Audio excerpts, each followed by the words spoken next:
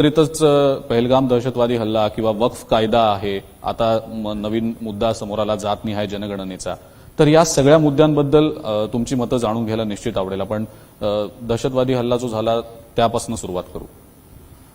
खरं तर हा दहशतवादी हल्ला जो झाला पहलगामला, मी सुद्धा 1 महिन्यापूर्वी तिथे गेलो होतो, फिरायला गेलो होतो. आपण हा दहशतवादी हल्ला होत असताना पहलगाम हे गाव तसं पाहायला गेलं तर बाउंड्रीवर नाहीये, मध्ये. आणि मध्ये असताना देशाच्या सीमेहून अतिरेकी कसे आले हा पण प्रश्न आपण विचारला पाहिजे, जो संबंधित आहे त्याला विचारला पाहिजे. बरोबर. आपण फक्त त्यांनी जात विचारून धर्म विचारून गोळ्या मारल्या एवढ्यावर चर्चा करतो, पण ते सीमारेषेतून आतमध्ये कसे आले हा प्रश्न कोणी विचारत नाही.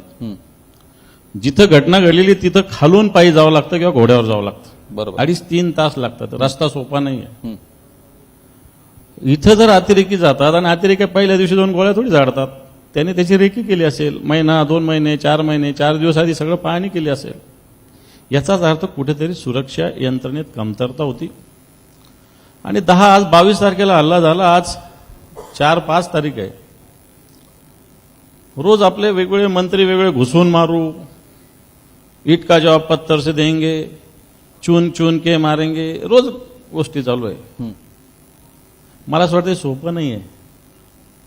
कारण ज्या पद्धतीनं रशिया युक्रेन युद्ध बघा, इस्रायल आणि हमासचं युद्ध बघा, किती किती वर्ष चाललेलं काय काय झाले जरा बघा. मारावंच लागतील, अतिरेकी सोडता येणार आणि चांगले मारावंच लागतील.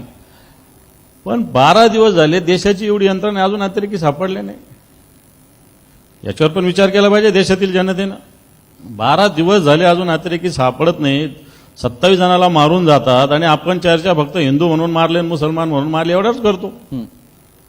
हा एक विषय मला असं वाटतं याच्याविषयी ताबडतोब अतिरेकी हल्ले पीओके आपलं म्हणतो ताब्यात घेतलं पाहिजे. अतिरेकी हल्ल्यांचा नायनाट केला पाहिजे, देशाच्या सीमा मजबूत केल्या पाहिजे. याच्याविषयी हे माझं मत आहे.